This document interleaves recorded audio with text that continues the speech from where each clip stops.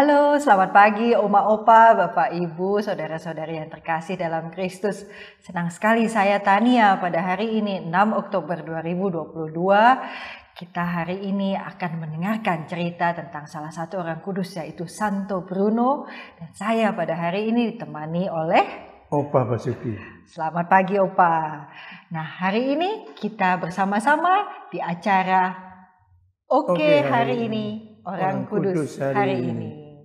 Halo Pak, apa kabarnya? Sudah lama tidak berjumpa? Iya, baik semua, sehat semuanya. Puji Tuhan, sehat-sehat semuanya ya Opa waras. Ya. Seger waras, itu penting ya Opa ya. Nah Opa, pada hari ini 6 Oktober kita akan membicarakan tentang Santo Bruno. Nah Bruno itu kan coklat ya kita tahu. Nah Opa bisa ceritakan bagaimana kehidupan awal dari dan panggilan dari Santo Bruno ini? Santo Bruno ini pada awalnya dia pendiri dari Ordo Carthusian. Pada awalnya dia bukan seorang pertapa. Oke. Tapi dia seorang profesor ahli dalam teologi. Bahkan ia berupaya dengan sangat kuat tenaganya agar murid-muridnya lebih dekat pada Tuhan. Dan ia diberi kesempatan untuk jabatan keuskupan yang penting di Reims itu Dr. Tani. Oke. Jadi ini awalnya bahkan bukannya pertapa ya, Opa Basuki ya. Ini adalah seorang profesor teologi, tapi pada saat profesor pun sudah membawa murid-muridnya untuk lebih dekat kepada Tuhan. Nah tadi Opa menyampaikan bahwa ini adalah pendiri Ordo Carthusian.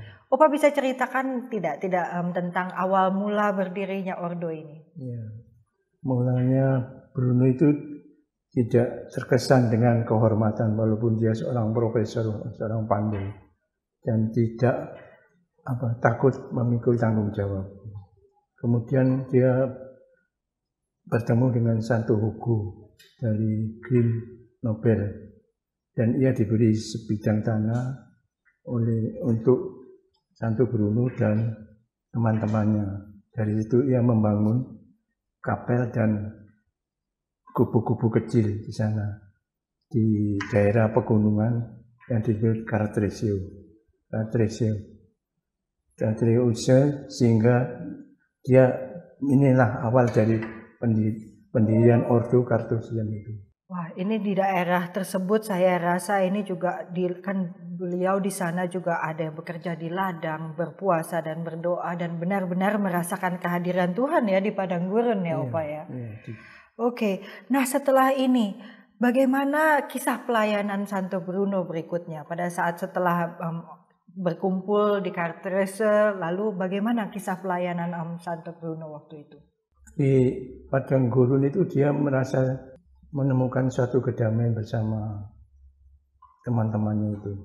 Kemudian ia juga sering mengalami ekstasi dan sering mendapat kelihatan akan kerajaan surga itu. Kemudian dia ketemu oleh mantan muridnya, yaitu Paus Urbanus II.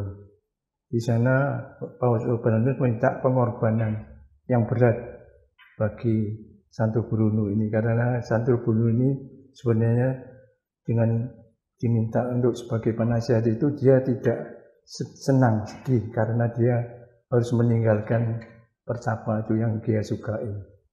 Di sana dia kemudian pergi ke Roma dan memberikan jabatan itu di Biara Carthusian itu kepada seorang biarawan. Kemudian setelah menjadi penasihat Paus itu, dia di kemudian hari diberi kesempatan untuk balik, tapi tidak balik ke Carthusian itu, tapi di daerah Calabria di Italia. Yang membangun lagi di sana. Kalau melihat surat-surat yang ada, Santo Bruno ini seorang yang gembira dan giat. Ia menggambarkan bahwa kerja keras dan ungkapan-ungkapannya yang menenangkan.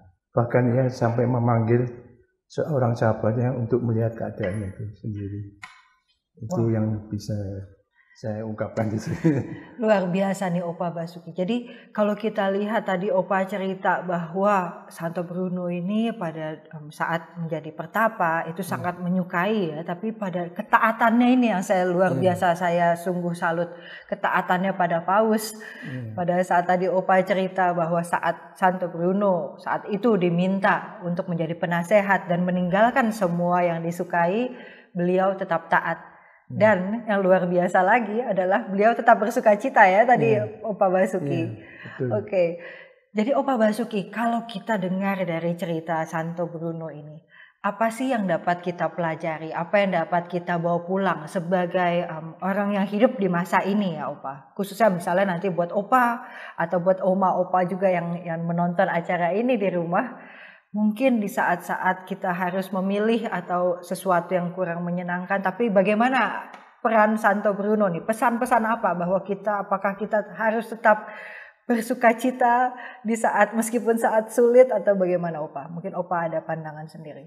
Dia memiliki kepandaian sebagai ahli teologi sehingga menjadi profesor, tapi dia tetap melihat keadaan yang duniawi ini supaya kita tidak terjerumus dengan jabatan-jabatan itu. Dia tetap memberikan bekal bagi kita untuk selalu bergembira, selalu memuji dan memuliakan Tuhan. Itu yang bisa saya gambarkan. Wah, terima kasih sekali nih Opa Basuki. Luar biasa sharingnya pada hari ini, pagi ini tentang Santo Bruno. Baik Opa, terima kasih atas kehadirannya di sini. Opa, Oma, Bapak, Ibu, Saudara-saudari yang terkasih dalam Kristus. Semoga dengan pengalaman Santo Bruno, kita dapat senantiasa terus bersuka cita dan memuliakan Tuhan. Dan tentu taat kepada apa yang menjadi kehendak Bapa. Dimanapun kita berada, kita tetap selalu bekerja keras dengan sukacita. Baik, sebelum kita menutup acara ini, Opa, marilah kita berdoa bersama-sama. Dalam nama Bapa dan Putra dan Roh Kudus, amin. Santo Bruno, doakanlah kami. Kemuliaan pada Bapa dan Putra dan Roh Kudus, seperti pada permulaan, sekarang, selalu, dan sepanjang segala abad. Amin. Dalam nama Bapa dan Putra dan Roh Kudus. Amin. Baik, Opa, Oma, Bapak, Ibu semuanya, sampai jumpa di acara Oke hari ini, Orang Kudus hari ini berikutnya.